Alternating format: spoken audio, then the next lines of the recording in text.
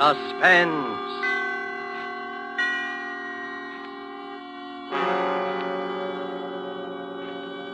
Presented by Roma Wines, made in California for enjoyment throughout the world.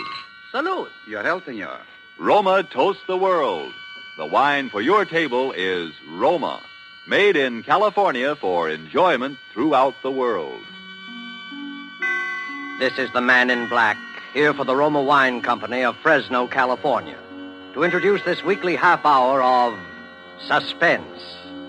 Tonight in Hollywood, Roma brings you as star Mr. Peter Lorre. The suspense play which stars Mr. Lorre and which is produced and directed by William Spear is called Back for Christmas. In this series, Roma brings you tales calculated to intrigue you, to stir your nerves, to offer you a precarious situation and then withhold the solution until the last possible moment. And so, with Back for Christmas and with the performance of Peter Lorre, we again hope to keep you in suspense.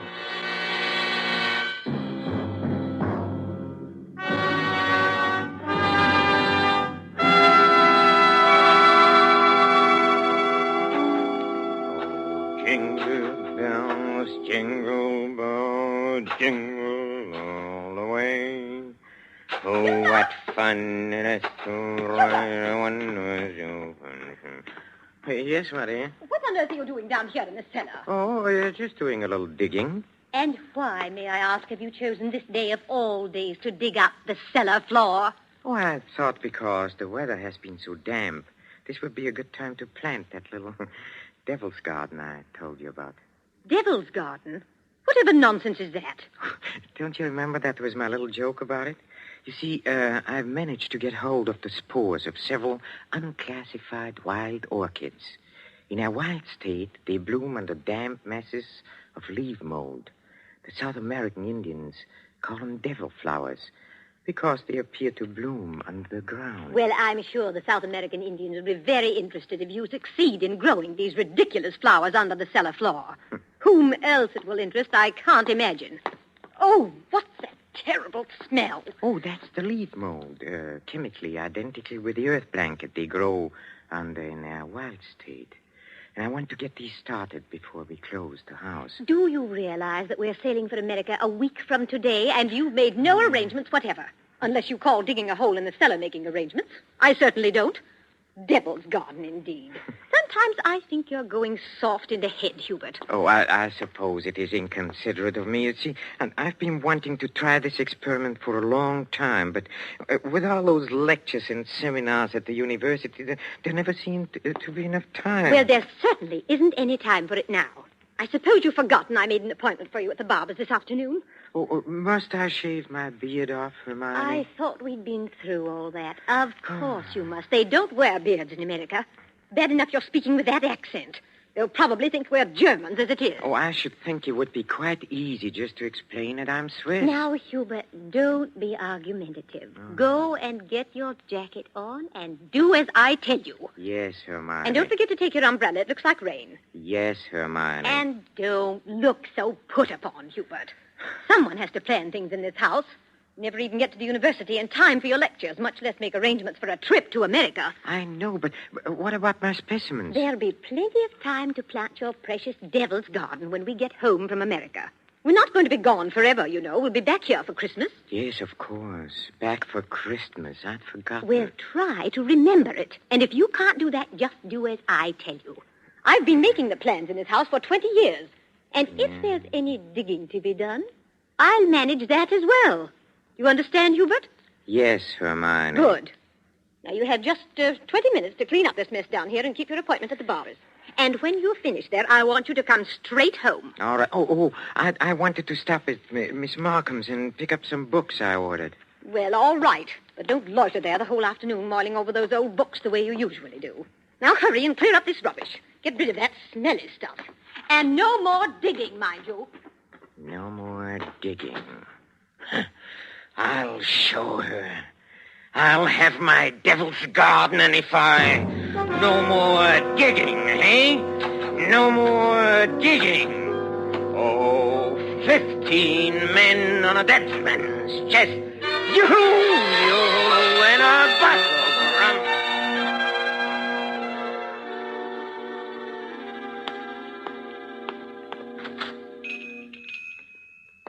Good evening, sir. Oh, good evening, Miss Markham. Why, it is Professor Schumacher, isn't it? Do you like me better this way? You look ever so much younger without the beard. 20 years at least. 20 years. Oh, you'll be glad to know those books you ordered have finally arrived. Oh, yes, the books. Let me see. The phytotomy of phalloid gametophytes and coniferous shrubs of North America. Those are the ones you ordered, aren't they? Yes, thank you. You're very kind, Miss Markham. Why kind, Professor Schumacher? Well, not many young ladies in bookshops would go out of their way to look up rare books for an old professor of botany. Why, you're not old, Professor Schumacher.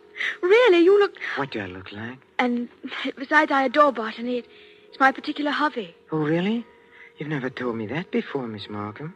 Well, I was afraid to. You looked so imposing with the beard and all.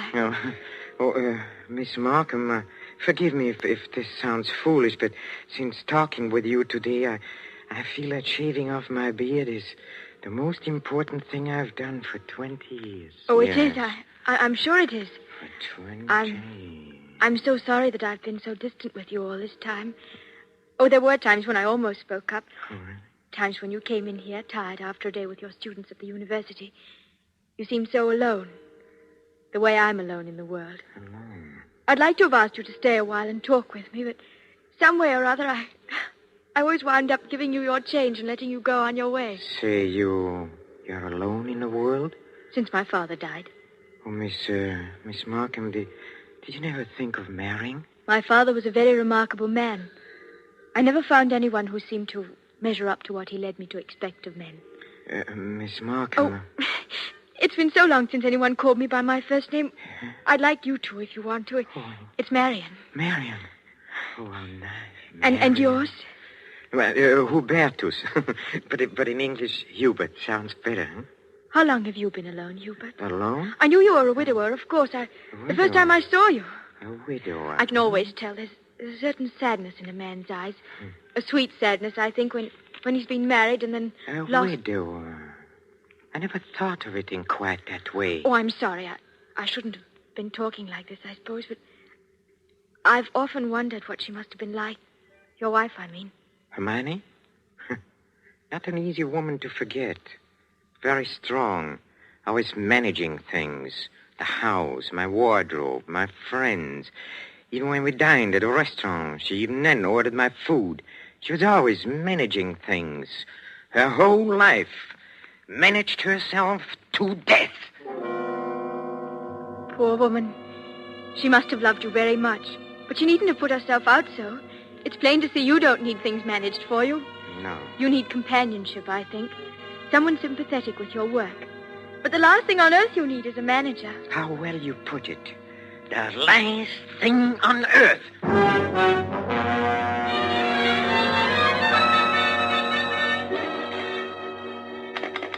Operator, are you there? I'm still waiting on that call to Salisbury. Well, put them on quickly. Hello. Is this Paul Holt and Sons? It's Mrs. Hubert Schumacher. Did you receive my letter? Good. Now remember, we'll be back for Christmas and I want the job done without fail. What's that? No, I'm sure he doesn't suspect anything. Send it to me in New York as I instructed you, addressed in my name, of course. Yes. I've already put them in the mail. You'll get them tomorrow. Thank you. Thank you so much. Oh, here you are, Hubert. Where have you been? Oh, backstairs. I dismissed the servants. Dismissed the servants? Mm-hmm. But I've asked some friends of mine into a farewell luncheon. Go and tell them it's a mistake. Well, I'm afraid it's too late now.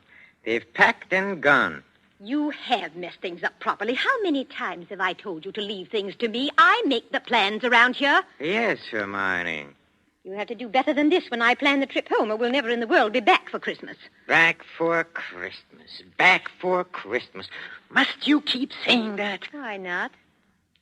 We are coming back for Christmas, aren't we? Well, supposing I were offered a professorship in one of those wealthy American universities. Nonsense. Americans care nothing for botany. Well, Luther Burbank was an American, wasn't he? That's different. What have you ever done except muck around in the dirt with a lot of roots and tubers? Well, they asked me to lecture, didn't they? All right. Now, there's no use getting yourself in a state about this, Hubert. No doubt this extra money will come in very handy when we arrive back for Christmas. I know. Precisely. No good to make a joke of it. Heaven knows where you'd be today if I hadn't got a sense of time. Yes, Hermione. And as you've been so foolish as to dismiss the servants, you may empty the ashtrays and straighten up this room while we're waiting for the guests to arrive. I'm going in to have my bath. Call me when they get here.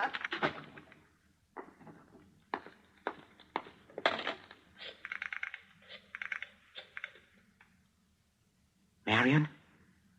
It's Hubert. No, darling, no, nothing is wrong. Oh, my plans are the same, unless you have changed. No? Oh, we'll meet in New York then and be married there. Huh? Oh, I'll explain to you why later. You just have to trust me. Yes.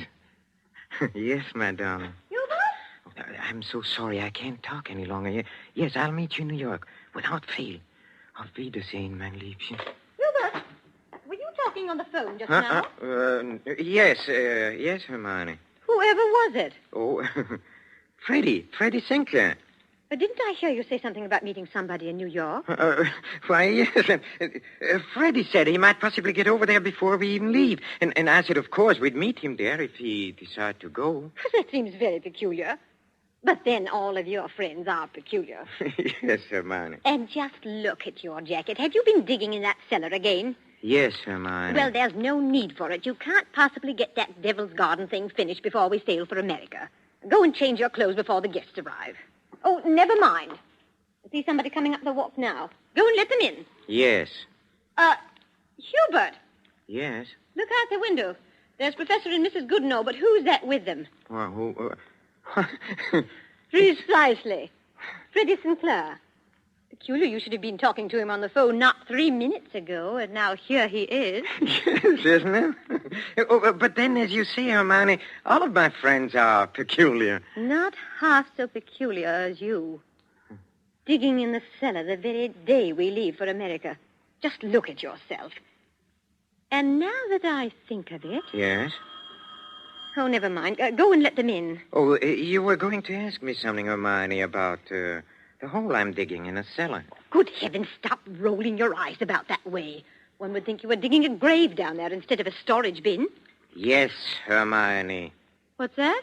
I said yes, Hermione. Father, open the door and please stop saying yes, Hermione. I think, my dear, I've said it for the last time.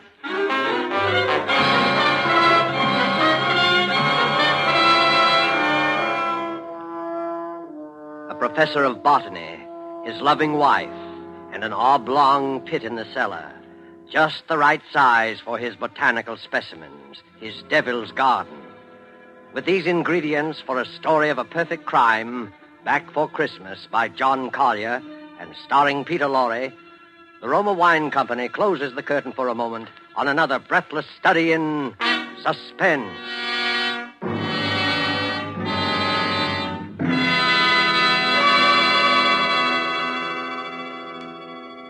In this brief intermission in the play, it's pleasant to think about the holidays. Not everyone celebrates the holidays against a background of snow and pine trees.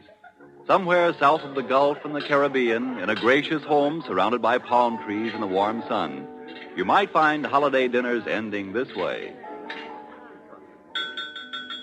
One moment, please. Our North American guest wishes to propose a toast. Yes, mis amigos. I drink a toast in gratitude to you for your gracious hospitality and the enjoyment you've given me, an American so far from home. It is only a fair exchange, my friend. This wine in which you drink your toast, it brings enjoyment to us from your country, from America. It is Roma wine, made in your own California. Yes, and when you choose the wine for your holiday table, remember this. Only a few wines are so fine that many countries of the world import them. And among these greatly enjoyable wines are the wines of Roma, R-O-M-A, made in California for enjoyment throughout the world.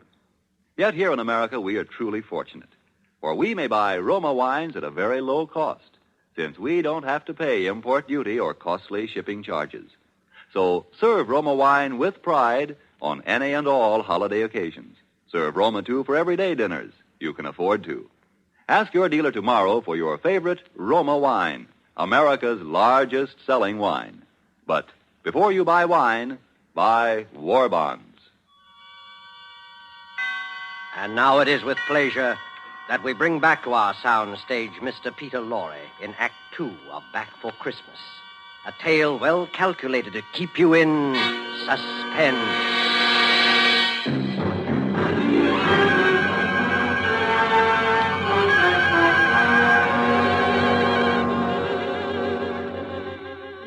Back for Christmas.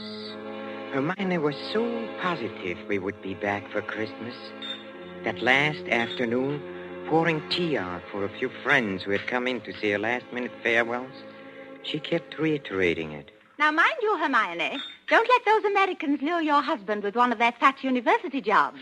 We absolutely must have you with us for Christmas. He shall be back, I promise you. Well, it's not absolutely certain, of course. Hubert, now what do you mean it's not certain? Of course it's certain. After all, Hubert, old boy, you've contracted to lecture for only 3 months. Oh, that's quite right, but then, of course, anything may happen. Hubert adores being unpredictable. Now, what other man would decide the very day, mind you, before leaving for America, to dig a great hole in the floor of the cellar? In the cellar? Yes. He's going to put some unclassified wild orchids down there. A devil's garden, if you please. It sounds so mysterious. That's Hubert, though. It's really quite simple, however, once you find out what he's up to. Now, take that telephone call he put through to you a few minutes ago, Freddie. To me? Of course. Now, Hubert wanted to surprise me about your plan to meet us in New York next month. Wasn't that why he called? To ask you not to mention it?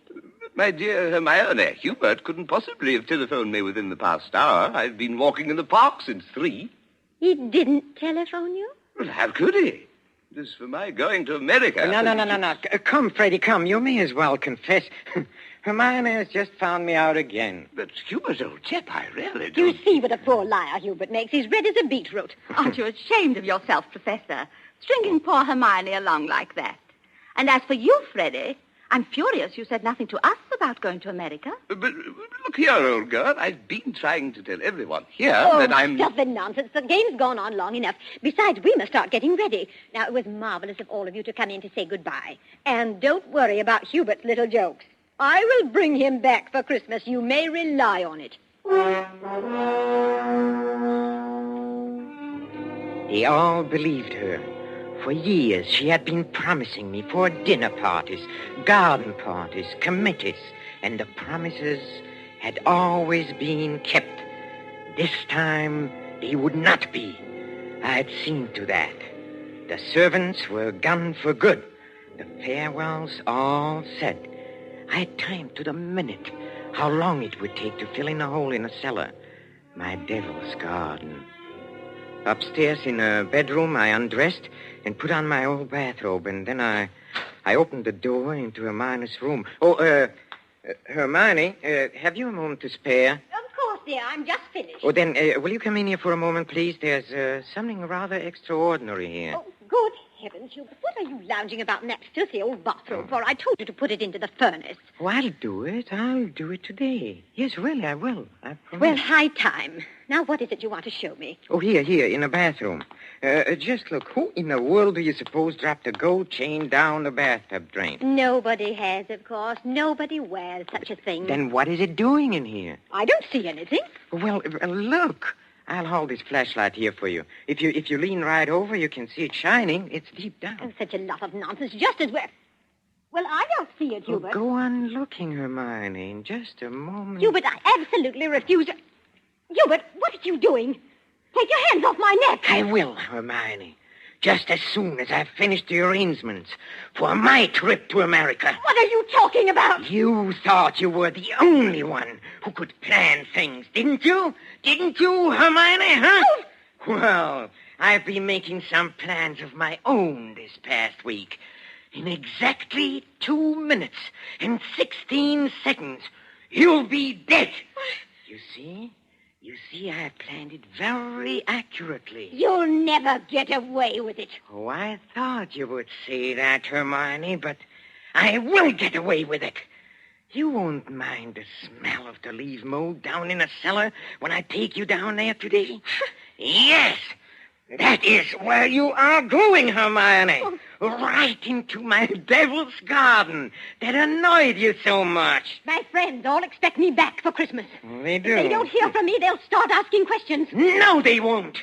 Because you'll write them letters, Hermione, on a typewriter, as you always do. They'll be signed H, in that neat, correcting way you always sign your notes to your friends. Here, let me up now. No! It won't work, Hubert. You were never any good at planning. Oh, but I have changed. I've learned from watching you all these years. The lecture people in America. They'll expect you to be traveling with your wife. I will be traveling with my wife, but not my present wife, Hermione. Hubert! It won't work, I tell you. That pit you dug in the cellar... Oh, it will work. It'll serve its purpose well. Hubert! No, I'm sorry, dear. This thing has to be done exactly as planned. You have just 5 seconds to say your prayers. Hubert! You must listen. The cellar, it... Don't do it, Hubert! Yes, Hermione!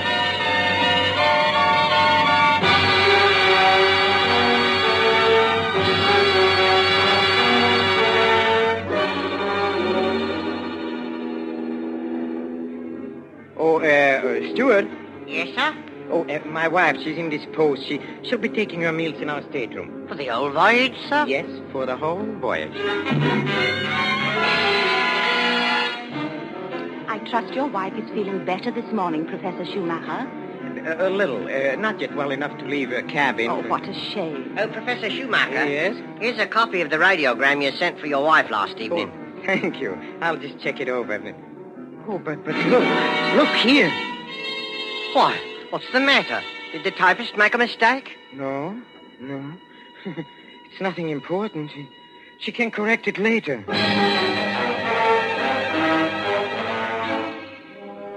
For a moment, I had a feeling that Hermione had been leaning over my shoulder again, correcting what I had written as she always did.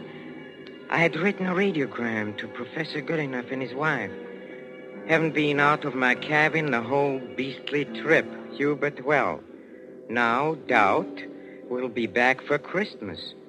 But the operator had left out the W, and it read, No Doubt will be back for Christmas. Exactly what Hermione would have written. Well, the rest of the trip was uneventful. Marion and I met in New York just as we had planned. Just as we had planned.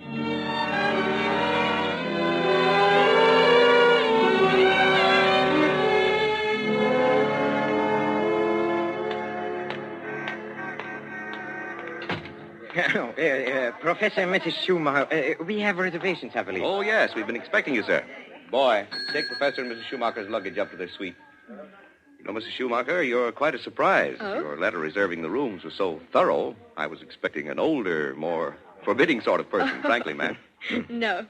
As a matter of fact, we're just married, but my letter reserving the rooms. Oh, I wrote the letter, my dear, and I signed it Mrs. Hubert Schumacher. Just a joke. What a cunning old fox you are, Hubert.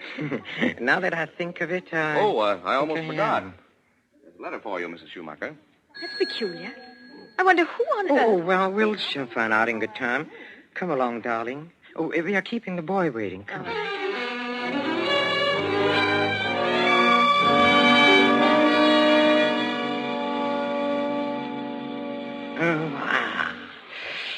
Nothing like a cold, brisk shower to put a man to rights. Hubert, this letter. Oh, yes, the letter. Oh, dry my hair, will you, darling? Please.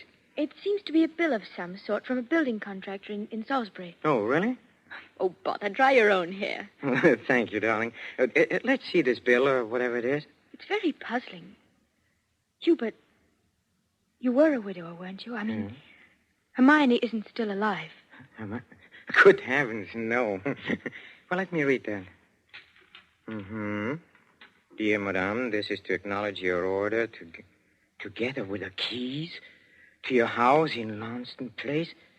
Our man had no difficulty in finding the place where your husband had begun the excavation in a cellar, but apparently he changed his mind at the last moment and filled it in again. What is it, Hubert? Our men will begin digging tomorrow, and their job will be completed in ample time for your surprise Christmas present to your husband. We are happy to be conspirators with you in this thoughtful gesture and hope that Professor Schumacher will be pleased at the results of our work on his Devil's Garden. Very truly yours, Paul Holt Sons, Contractors. What does it mean, Hubert? Means that Hermione was right. I will be back for Christmas. I will be back for Christmas. I will back for Christmas. Back for Christmas. Yes, Hermione.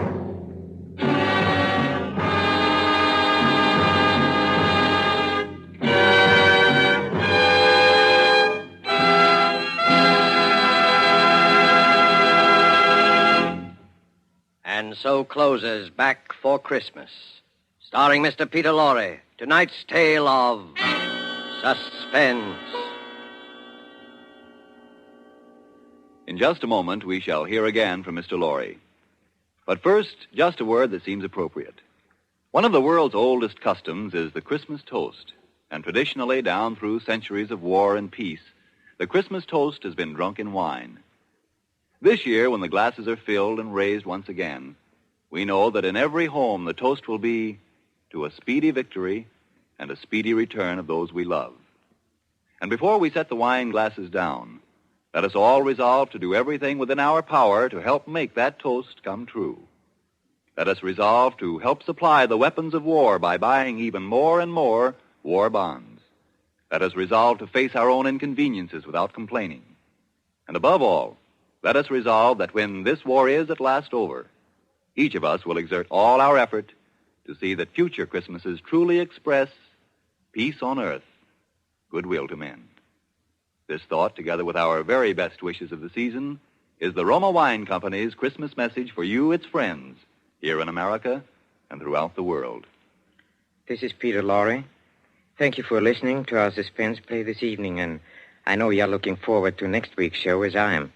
It is called Finishing School, and its subtitle might be the famous quotation, "The female of the species is more deadly than the male."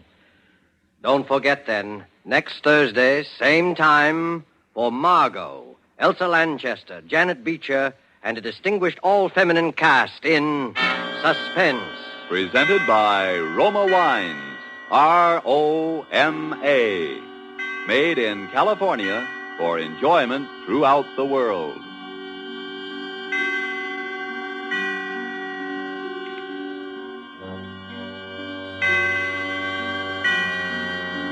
This is the Columbia Broadcasting System.